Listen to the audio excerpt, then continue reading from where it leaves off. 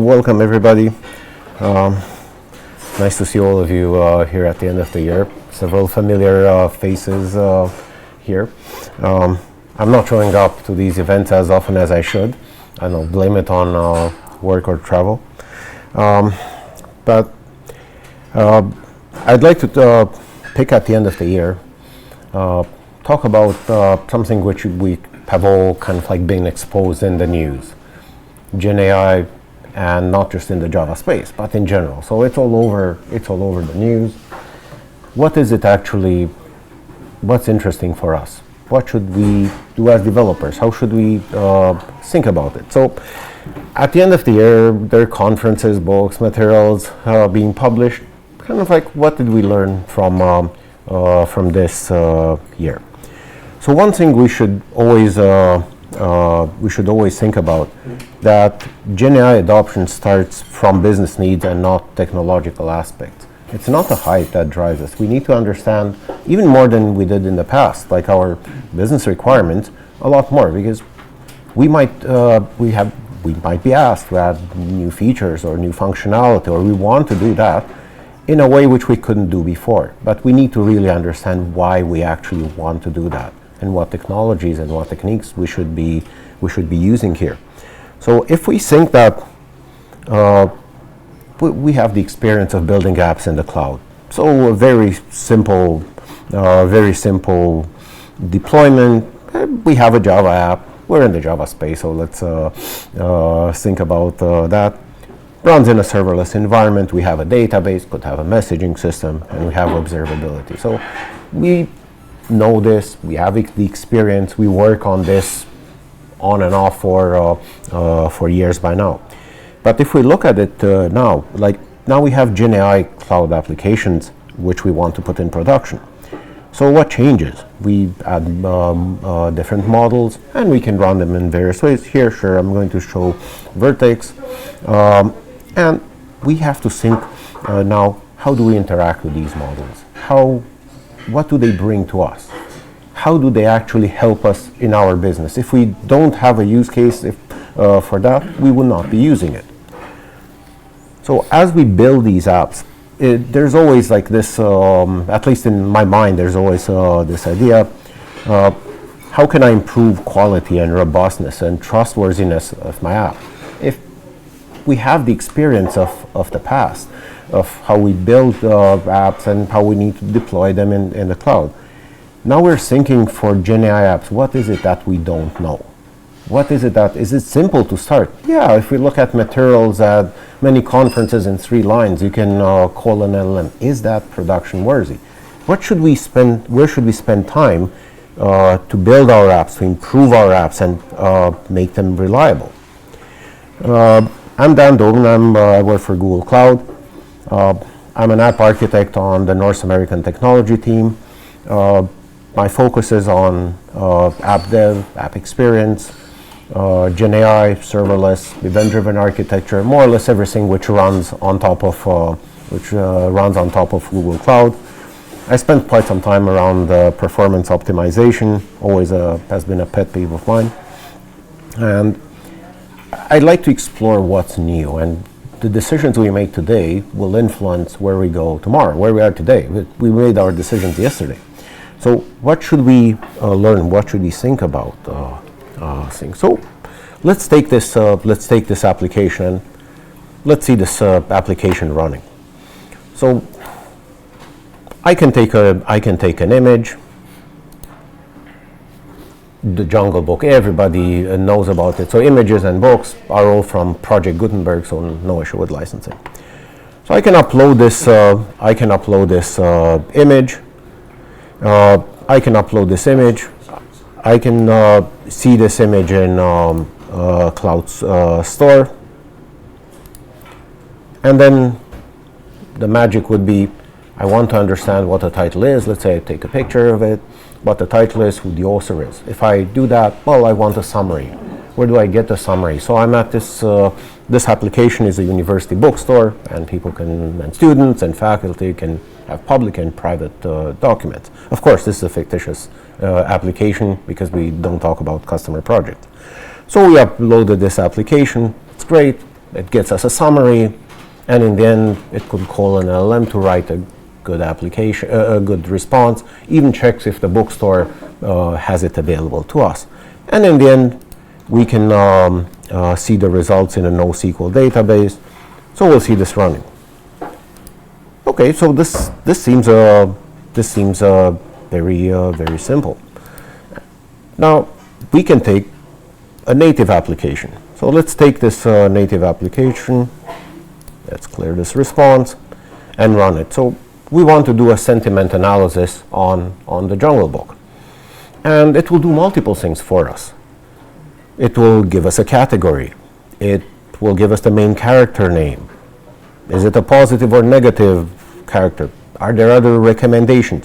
So we're asking multiple things. If you see IntelliJ crashing, the latest update tends to freeze after a few hours. I'll make this a little bit larger. Was this easy for us to build? So when we build this, we split our code into smaller parts. We embed them. We run them in the database. Okay, this seems functional. When we do sentiment analysis, seems very simple. We grab the data. Should be working very simple for us. Now, how do we implement this application? This application is built with Spring Boot and Spring AI. It runs on the latest version of Spring AI. And Java 21, JIT, native images. I called both of them just so that we see everything which we were building and we knew in the past from our applications in the cloud remains the same. But now we are adding new features. And when we look at this architecture, well, we have an ingestion system. We drop images, events get captured, a serverless, a service running in Cloud Run Serverless will pick it up, would insert data and embeddings into a database. It links to Vertex AI. There's an integration behind the scenes between Vertex and AlloyDB. This all is simple. On the consumption side, the same. We can interact with it from a web app, we upload a picture, and we have all the components. So we understand this application. Now, when we look at this, is this application actually performing well? Is there any room for improvement in here? Because it seems simple, like the LLM is great. I can just get a document, multimodal. I can understand what's in an image.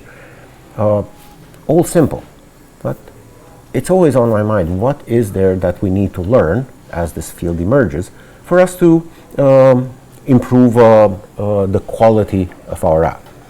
So let's think a little bit when we talk about large language models. We start from a foundation model. Could be one in the public domain, could be a private one. We pick one. Could be a general one, a more specialized one. We could fine-tune that model, and we can add some enterprise data to it. Now, if we look at it, are there any limitations which come to mind before we write our app? Well, models have a cutoff date. They are being trained up to a specific date. I don't know. They get updated once every, few months, or maybe sooner. But that is a cutoff date. For example, if we look at the latest models from any provider, they still don't have the result of the Paris Olympics, which were in August. If we have a fine-tuned model, we can add enterprise data. But how often can we do that? It's expensive to train a model. It doesn't happen like in 2 seconds. How often can we do it? Do we do it once a month? Do we do it once a week? So are our results correct? So we want to bring in the pattern of retrieval augmented generation. And we're going to take only one part of it to explore it within the context of that application, which is all running, has several services, great, but we want to improve that. What lessons do we learn? How do we improve it?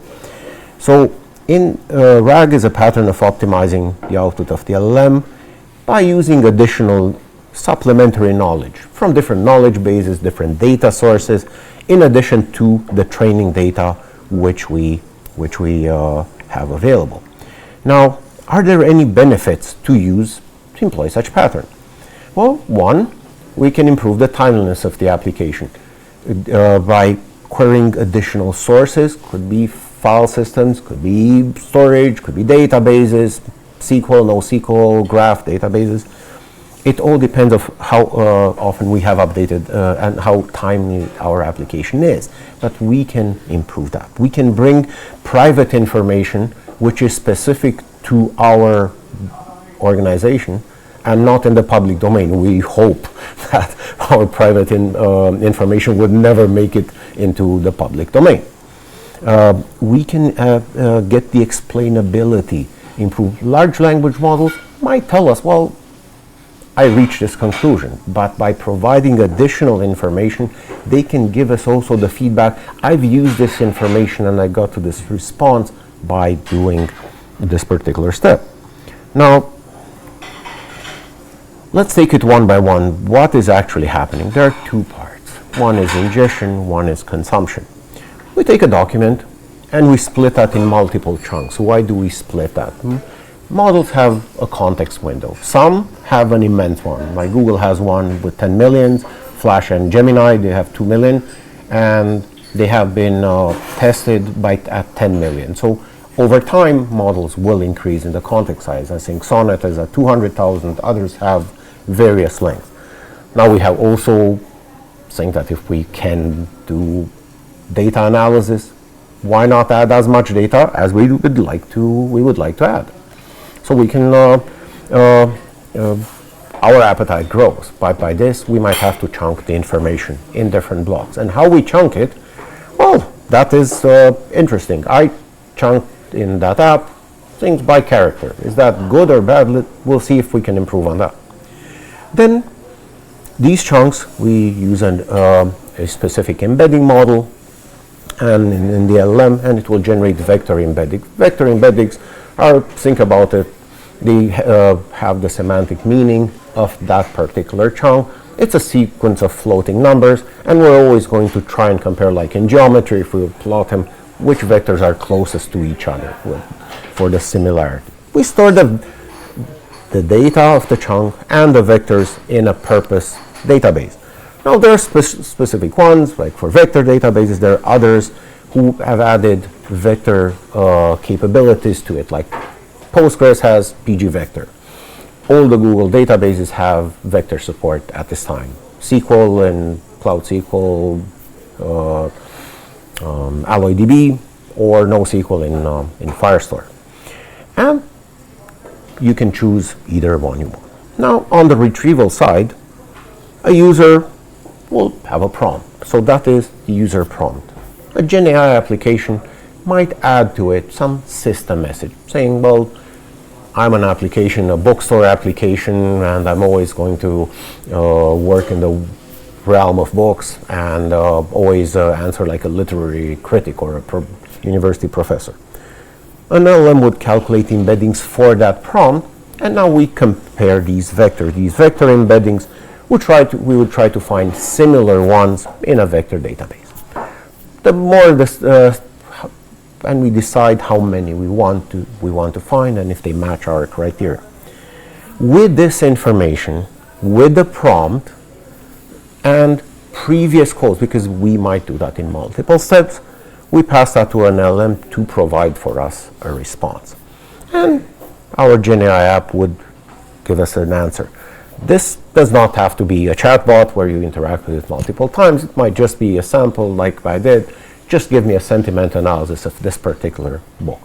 Or here's a picture, what can you tell me about it? So if we look at this from a simple perspective, let's take an example.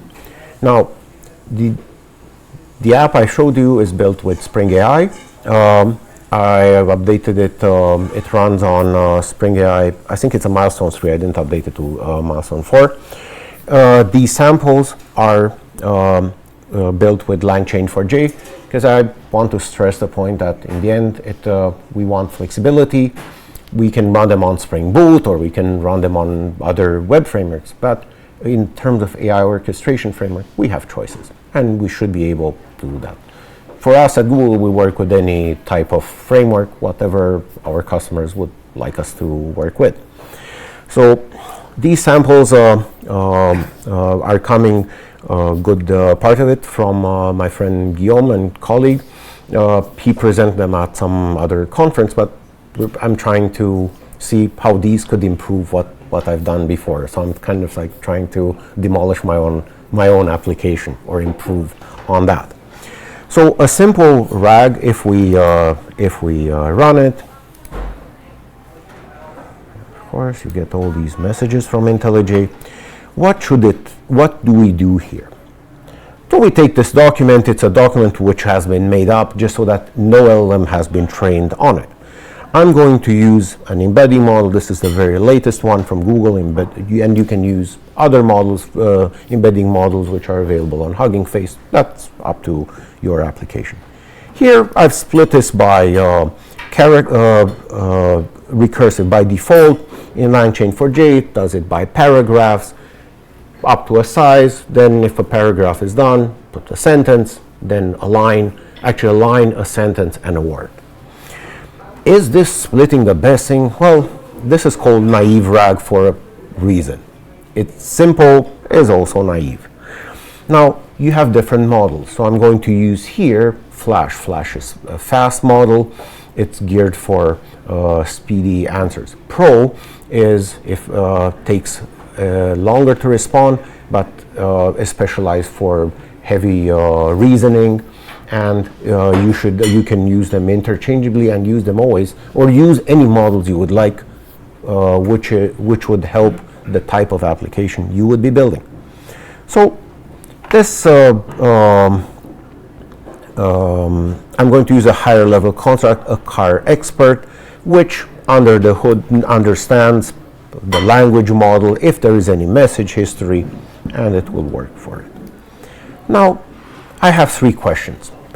What's the cargo capacity? What's the emergency? Roadside assist number? Are there any result kits? So I'm going to introspect this document and see what the LLM and our application is going to reply with. It will tell us that, are there any repair kits? Yes, it has them, and it tells us the sources. So the snippets which we picked up from that document to help out the LLM. The LLM otherwise would have been, I don't know, or would have made things up because it tends to hallucinate. So we have to keep this in mind. We'll leave hallucinations for a little later.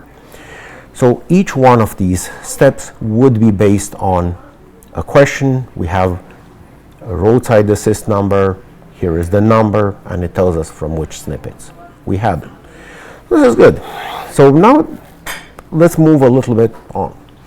As we build this RAG pipeline, there are always these questions which come to mind.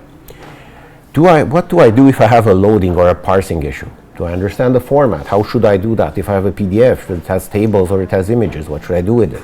Do I use a multimodal model for it? Now, when we split it into chunks, what is the right size or breakdown? Do I just cut it off every line, or should I do it by paragraph? What is the right size and the right breakdown? Smaller ones, larger chunks. Now, is the context relevant? If we chunk information, if we do it haphazardly, that's not going to help us with the response. I did it in that app by characters. Would that work? Well, if the documents are small, I might not even have to chunk it. If I have something like very small responses from an agent. But if it might work for some documents, it might not. In that particular case, I put large chunks, it works. But I'm sure it's not a universal case. So we want to see, is this relevant? Now, when we embed the information, should we store all the data, or should we not store it? Should we store only partial information? Now, when the user makes prompt, is the user prompt descriptive enough? If we say, tell me something about Paris, would give me a different response than if I'm saying, tell me some details including population and geographical location and the history of the city. Also, the system prompts. Can I just use a system prompt for every single type of user in the code? So it's always on my mind. Now, when we get vector embeddings, we want to see how close is the question to the answer. We might just be lucky and get the exact answer we want. But what if we don't? Then when we get a response, we want to see, did the LLM include the right answer to the prompt? If it did, then that's great. That's great. But if not, what should we do? So let's take the same service, the same naive RAG, same model. We're going to actually, let's run it and while I show the code. And as we look at it, I'm going to change the prompt a bit.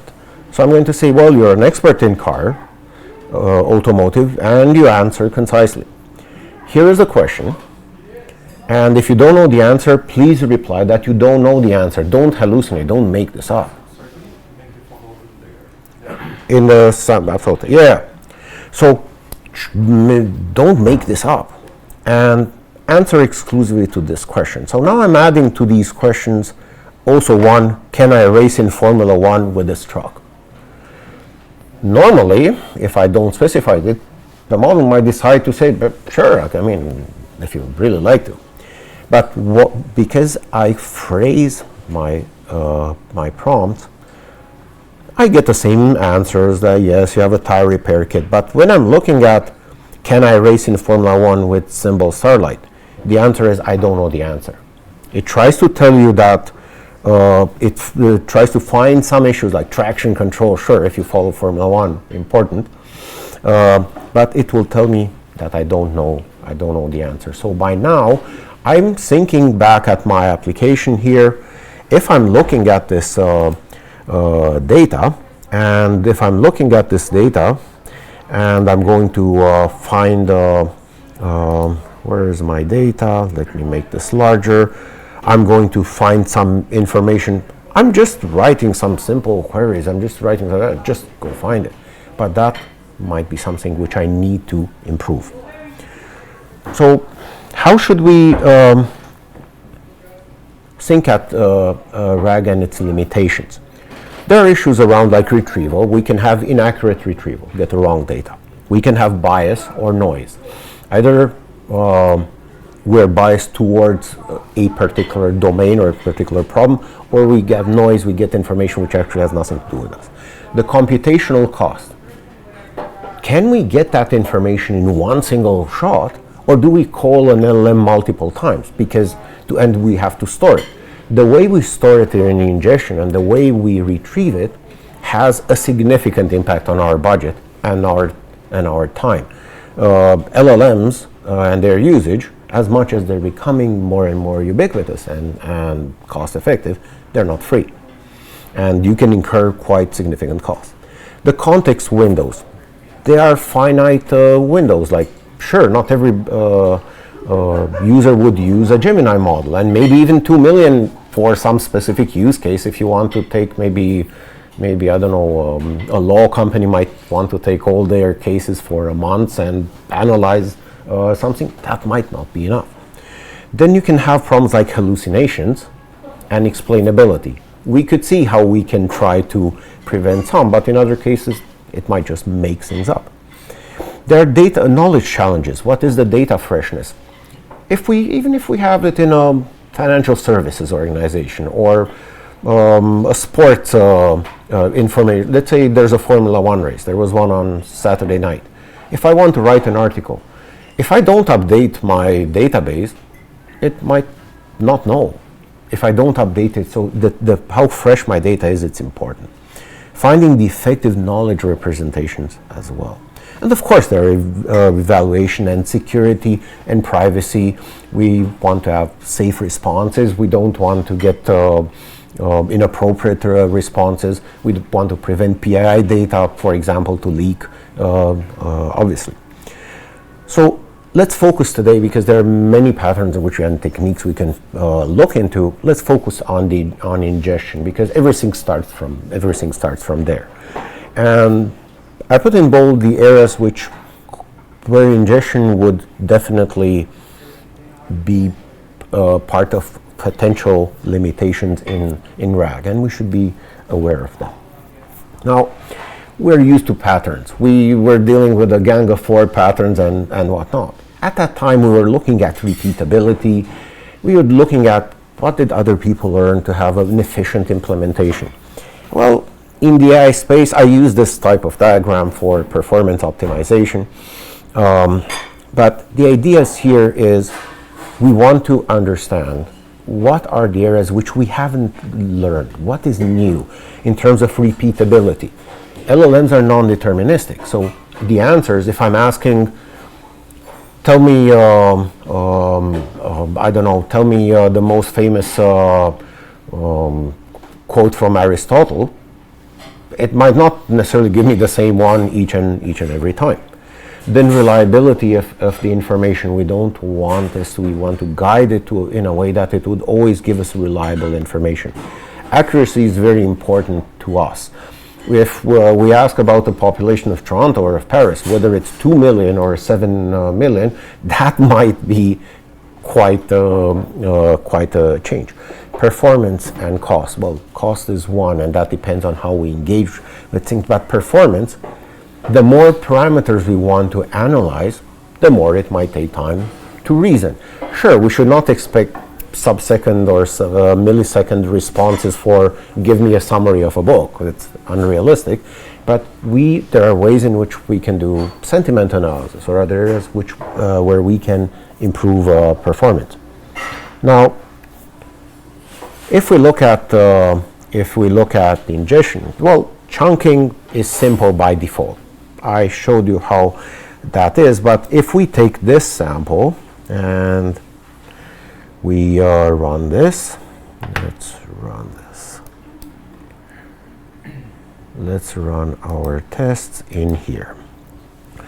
So we take a document. We'll load this document. This is a simple text about a horse called Johnny. In the end, it does not matter what the text is about. How do we split it? Well, we can do a recursive split by paragraph, by line, by sentence, and by word. Is this a good split? It's simple, but is this the right thing? If we do it by characters, we might be losing, words might be split in two, or we might be losing meaning. Now, if we split it by line, is a line really representative? Maybe if it's formatted, maybe it's the same size of characters, but it does not have, here we're talking about understanding, it has no meaning to us. If we do it by sentences, also simple. That's great. But a sentence in itself has a semantic meaning, but if I put that together with other areas, I might lose that. If I'm saying, I don't know, this developer is a great developer. He or she worked on this particular project. In past years worked on this. If I do it by a sentence, tells me that John is a great programmer, or Jane is the best programmer in the world. But I lose the next sentences. So maybe doing it simple might not be the right thing. Okay, so where were we? So can we actually improve chunking? So let's take a number of techniques. One would be hierarchical. We want to structure information in kind of like a parent-child relationship. Another one is we want to get an LM to generate questions as if a user would ask about a certain chunk. So we're trying to guide it. The next one would be adding context to a chunk. how do I situate this particular chunk in my larger document? If I take the first paragraph out of the Jungle Book, where do I find that? How does that relate to the entire book? This was published in, I think, September by Anthropic. There's a document from them. So these patterns, I did not invent them. They're this information from various places. You might see it implemented in different languages. We are looking at implementing it in Java because Java is the language of the enterprise. Python might be the language of AI/ML, but Java is the language of the enterprise. The next one would be semantic chunking. This seems more interesting. We want to find the semantic boundaries between documents. Maybe two paragraphs together make a semantic unit, and it helps our comprehension rather than maybe 5 paragraphs later. Maybe that's a better breakdown. The last one is, and I'm struggling with implementing that for a number of reasons. It's late chunking. It's an improvement which is kind of like an alternative to contextual retrieval, but way more efficient from a compute and performance perspective. It's built by this company. I don't know exactly how they spell their name. I think they're based in Germany, so that would make them Jena. So they published a paper on arXiv as well as blogs on late chunking. So let's take this a bit and talk about how we should think about it. So if we take this Wikipedia article, that is in the late chunking blog, so that they use that as an example. So this is an article about Berlin, and we can extract the text out of it. It's in a file, and we want to, here's the raw text. Berlin is the capital, and you see largest city of Germany, and we are taking the first part up to in the European Union. So how do we split this? If we chunk it by characters, okay, very simple. But if you look at this particular area, it takes the 3.85 million and splits it in 2. So I'm already losing information. Then later, I'm looking at 6.2 million. So million might mean different things in different languages. For us, speaking English right now, this is million. But in French, I think mil could be from milliard, which could be like billions. So is this properly split? Well, there is an option for us to provide an overlapping window.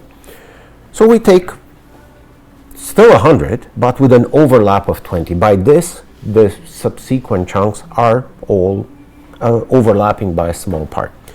What does that help us? I marked them in red here.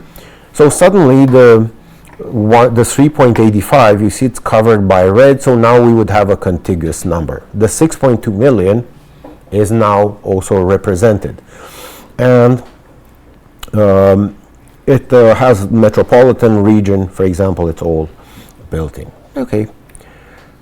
Can we do this in a different way? Well, we can chunk it by sentence, but if we look at the first sentence,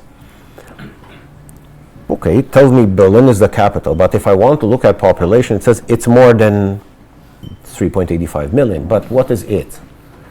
The city, who does that refer to? And so let's look into how parent context with the child embedding would look like. So the idea would be the following. We take a sentence and we add to it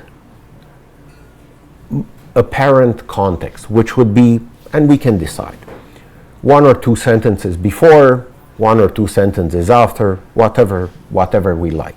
By this, we are trying to make up for context which we might miss if we take it by sentence.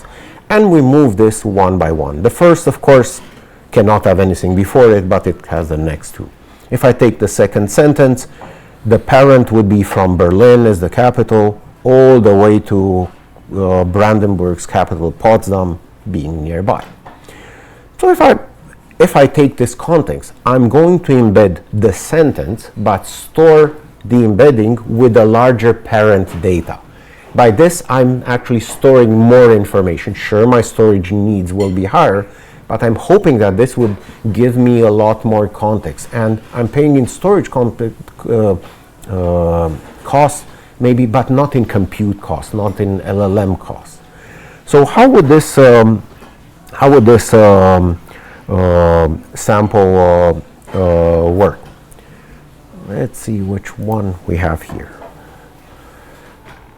So if we run this, let's run this, and we'll make this larger, and we're going to see what is happening here.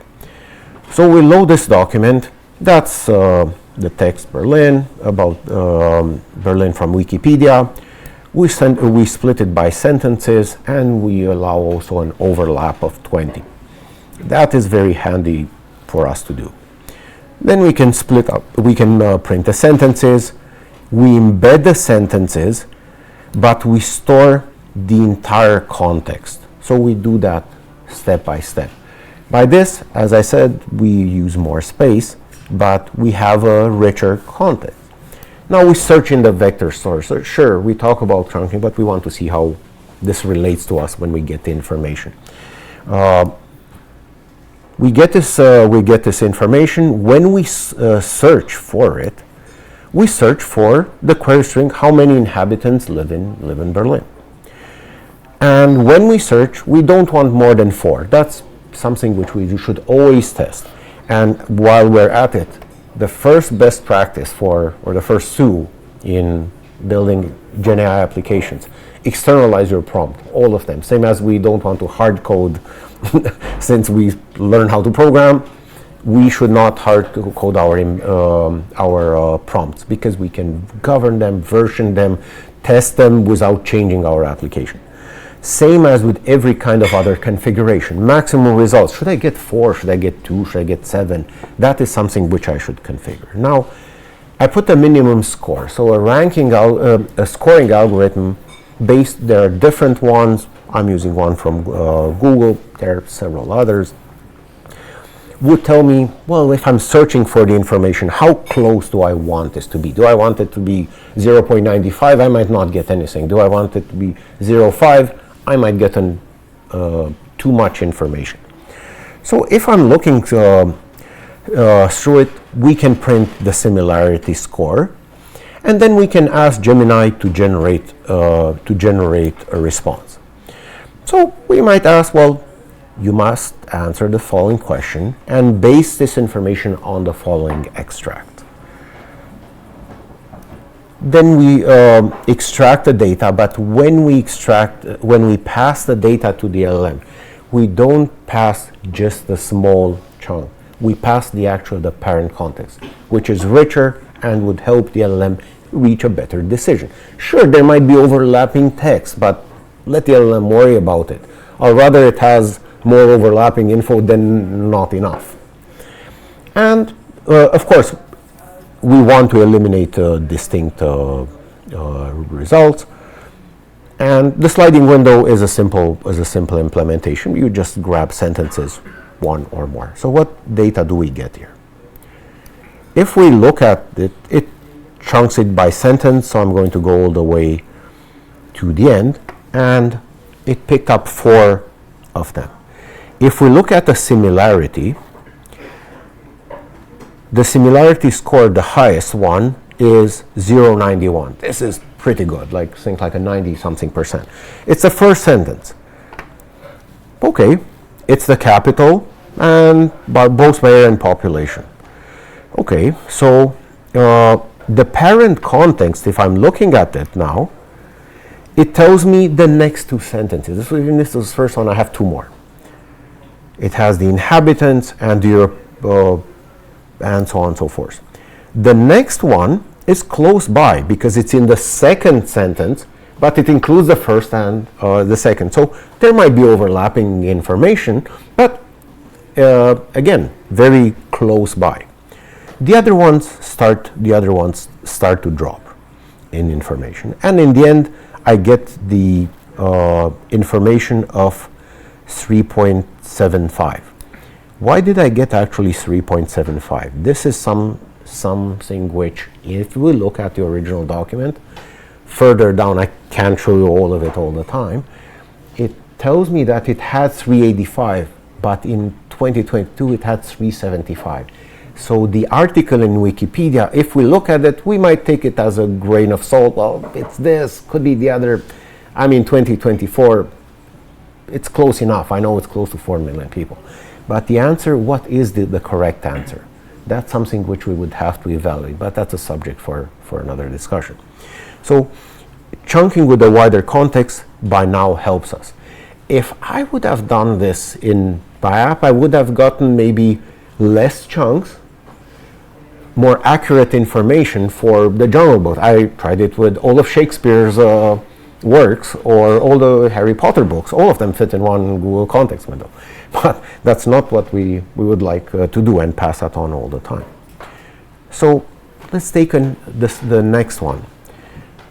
I like parent-child. It looks, it is a very clearly understood technique, or call it pattern, so on, and it gives great results. The next one is hypothetical questions. If we look at hypothetical questions, we chunk by paragraph, for example, and we can ask, or we can chunk even by size, and we can ask an LLM to generate a number of questions about hypothetical questions about that chunk. It's kind of like I'm thinking, what would somebody ask me about it? So from this paragraph, if I'm looking at this, people would say, what's the population? What's the area? Is it a state? Is it the most populous city? So all these questions are generated by an LLM. So I'm asking it, please generate a number of questions for me. So I'm going to store these questions with the actual chunk. So for each chunk, I'm now having 10 entries in the database because I have the 10 questions. So when a user question comes, I'm hoping that the similarity is easier. I might hit the same chunk. Sure, depends how the question is phrased, but that's fine. So how would this work? If we look at this, so I've already ingested the database. Just to use a different one, this is using the AstraDB database. I used AlloyDB and Firestore. Now I'm using AstraDB.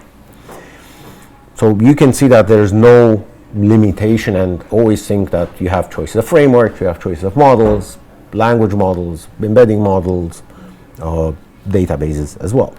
So what is happening during the ingestion? During the ingestion, I'm going to use Flash. Why do I want to use Flash? Because it's a faster model, and I just wanted the question to be good enough, like, they're hypothetical.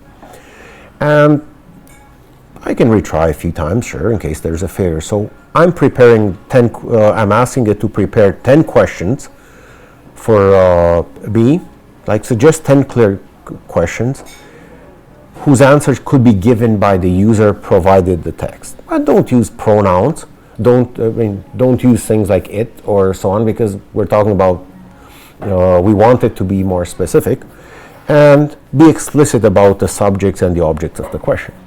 So this data has been ingested. We have it here in the database. Where is my Astra database? So they're all ingested here, and the questions are generated. Which airline served Berlin, or is Siemens headquarters there? Different hypothetical questions which are there. When I'm querying this particular data, I'm going to find similarity scores. So if I'm asking the question about the population of Berlin, I get a very high similarity. I get a high similarity score for several of them. So I'm getting several hits, so to say, and I can decide.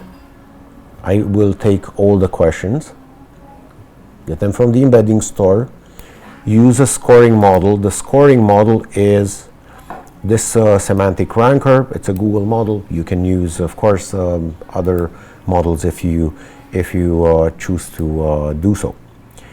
And we're going to print, we're going to ask how, we're going to retrieve the information, and then we're going to send it to the LLM. This would improve the response we have, and it seems a lot more accurate. So according to the provided text, Berlin has 3.85 million, and it tells us that it came from the second paragraph of this section. This is seen because the question is similar. Well, the other one returned to us 3.75. Now, where is the drawback? We have now 10 times the space. What is the right breakdown? Should you ask 5, ask it to generate 5 or 10? I don't know. That's something which you should have to test. But I would say splitting it, I think it's split here by like 2,000. If it's split by 2,000, then yeah, 2,000, then maybe 5 to 10 should be good. Now, the next one would be contextual retrieval. So the interesting part of this, and it is an accurate chunking method, is how do we want to ask the LLM for every single chunk.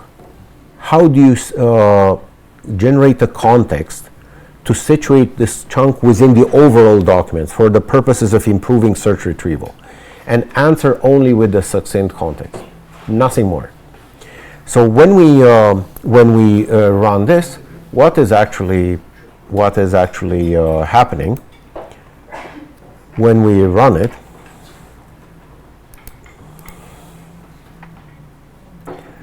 The interesting part is that we have to make this call, and I picked a smaller snippet here. It has only a few paragraphs. As we're asking it for every chunk, that means we're calling the LLM for each chunk. So that becomes quite expensive. Now, over time, LLMs will become cheaper and cheaper, and you can as well use prompt caching, which Gemini supports, Anthropic model supports, I think OpenAI supports them. So you don't necessarily have to pass in the document. That would reduce your cost by maybe like a 90%. But it's also time, because you have to make this call 4 times. If I broke this up in like, this ends up broken up in 4, and it will tell us, here's the original question, the contextualized chunk, and this is what I'm storing in the database, because that would help me with the retrieval.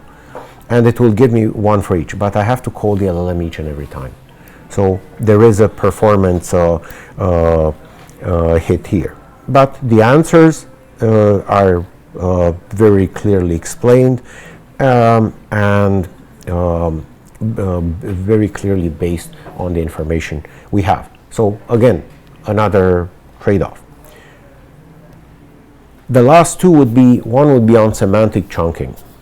This was talked about like 8-9 months ago by Greg Kamrat. He is a consultant and a researcher in the space. This is harder to just show on unless we could look at the entire document. So the idea is this: you break it up into chunk it by sentence. So if I take this document, it has 640 chunks. Okay, 640 chunks. So then I'm looking semantically, how is this sentence related to the second one? Then the second to the third. And I store them all in a vector. What do I want to see? If 1 and 2 are closely by, okay, sure, that's not a boundary. And I define the boundary at what similarity I want to say, okay, let's move to the next. Then the third, the fourth, the fifth. So by doing this, you identify within a range, which you define up front, and that's something which you would always test, of course, what are the lowest similarity break points. So in the Berlin text, after 13, the 14th one seems to be totally different.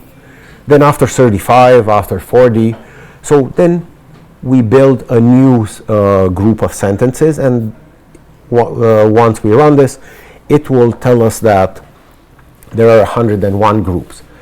Now, there are various lengths, that is true, but they seem to be semantically closer. But semantically closer, should we put a similarity of let's say if it's 10%, I break it down to the next group, 20, 30%. Where is that big gap different? So we can run this. What is here? So when we run this, the explanation is the code is more convoluted because we have to get the similarities. Then we decide, okay, I'm going to pick the 100 lowest ones where the similarity is less than 95 per 0.95, then sort them, then go again through them and get the scores, score each particular one, get the new breakpoints. There is a lot more code to be implemented. However, it would help us with getting a better result. So if one required more LLM calls, this would be maybe we have to see what semantic actually close means. The parent child seems to be the less intrusive and giving you the best results for the least amount of effort. The last one is the most I would find very interesting in the future. It's this idea of late chunking. So what does late chunking actually do? We took the document, we broke it up in chunks, we embedded each one and sort the embeddings. But how about if we lose the context, like we discussed this, but how about can we preserve the context, but don't do it like ask the LLM for each sentence like contextual retrieval. Take the entire document, break it down into tokens, so numerical values, and then run an embedding of the entire document. So by this I have the embedding of the entire document. Then chunk it, same as you would chunk the text by sentence, by paragraph, whatever you want. But now that paragraph has the embedding of the entire document. And when comparing it will give us a better response. We want to try this out ourselves. There are a number of implementations out. This is a new pattern. Seems very promising because the idea is it would give you, the effort is one single LLM call for you to do the embeddings, and then you can ask the LLM for whatever response you would like to have. Now on the retrieval side, if we look at things, there are the retrieval part. What is important here is to think, how did these chunk embed help us? I'm going to skip over the part of how we can filter information. So I'm not going to run them because we can't run them all. So if we look at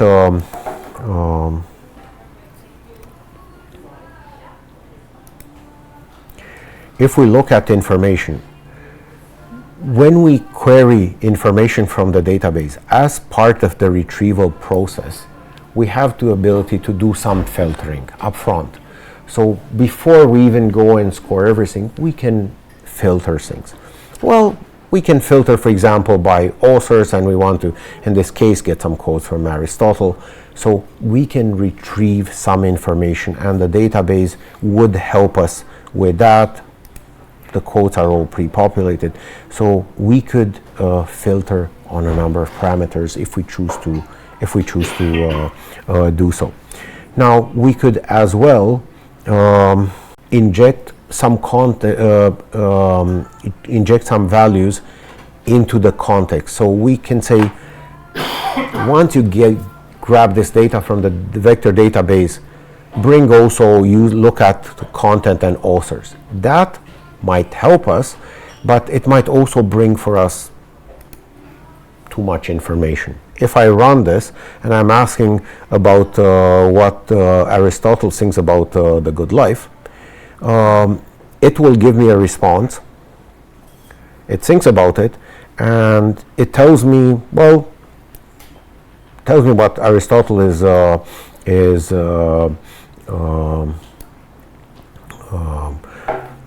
concerned about, and it tells me a breakdown of his views, but also because I filtered by authors, it just happened that Kant was interested in a similar subject, so it brought additional information. Did I get more than I wanted? Yes, in this case. So how can we improve then retrieval? So if we look at retrieval, if we ask these questions, what is the capital of Germany? Tell me more about its geographical situation and how many people live there. So these are 3 sentences. The first one is, I'd be clear, I'm expecting the city name. But in the second one is, tell me more about its geographical situation. Which one? So which is the capital. And how many people live there? So if we use query compression is a technique in which we want to change some of the pronouns which we see with the actual value. So we want to rephrase the question. We're going to, we can do that programmatically. There is support in the frameworks, and the questions would be rephrased. So how many people live there will be rephrased with what is the population of Berlin. It looked through the vector database. Well, it found a bit too much, the same question twice. And what was the population of Berlin in 2020? So now the compressed query would be, what is the population of Berlin, rather than how many people live there. If I'm looking at the application I had, well, here's the user message. In which category does this, for sentiment analysis, does the book fit? What is the name of the main character? The main character, I don't know, that's a separate question. So I want to use query compression here so that I got the right answer. I want recommendations for similar books or for books with other information. So I want to get that information. So can I improve on that app? Yes, I can use query compression. The next one would be query transformation. So if I'm looking, we looked at the hypothetical questions. For this chunk, generate some hypothetical question. But what if I turn it around? What if I ask the LLM, provide a short and concise answer to the user's question, kind of like by what you know. And it will generate, oh, there are roughly 3 million inhabitants. So now when I'm querying the vector database with this particular question, so from the question, it would help me get to the right one. I'm not going to run this. And query routing would be, we can use LLMs to decide on how we want to run, how to make decisions. And here we can have different data sources. We mentioned at the beginning, some could be data sources we know. Some could be, if we don't have that information, we want that information to come from, for example, the web. So let's take this example where, and I'm going to run this.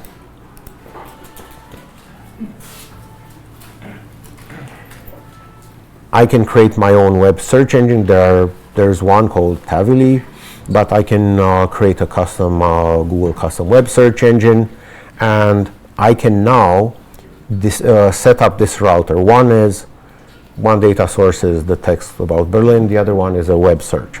So if I'm asking the question, what is the current population of Paris? It wouldn't know from Berlin, so it has to switch automatically to Paris. The last one which we want to talk about, and I'll end here, is agentic RAG. This is what will come in the future, and what we were all looking at coming the next year. If I have multiple questions, let's say the population of Berlin, its geographic situation, and its historical origin, similar to what I wanted to have here, multiple questions, and let's say they're in different places, I can improve that. And it's based on the following idea. I can ask an agentic assistant to identify the topics, create a number of questions, search in the database, collect the answers, and create a final response. So I'm going to pass that to the LLM. The LLM will use something called function calling, which is functions which we register, which the LLM can call to get additional info. And it will create a task assistant for each one. So now I can make a second LLM call from within the function for the individual task, and in the end get them all back. I think it's something we might want to see.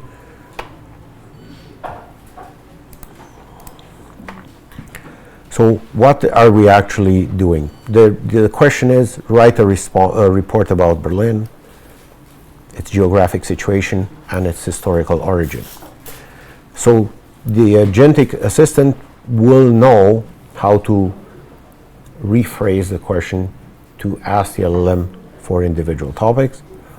And then we use a separate, as a function gets called, we use a separate call to the LLM for the individual parts. And in the end, we add them all together. What does that tell us? It will tell us at each step what information in each task, what I'm going to ask, what questions I had. Here's the topic report.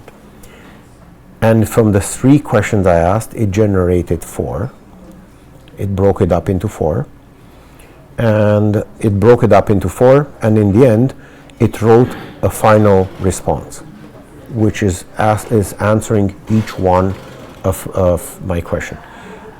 This will be a very interesting thing to explore. There are frameworks building that. This is built just out of, think about it like I call one LLM and then I'm calling a second one. Iterate. I can run them in parallel, of course. So there are many frameworks in the Python space. There's LangGraph on the Java space. There's LangGraph for J. There are various ones. It's very interesting. It's a long debate. You can do it via workflows. You can do that. It would have helped my initial app.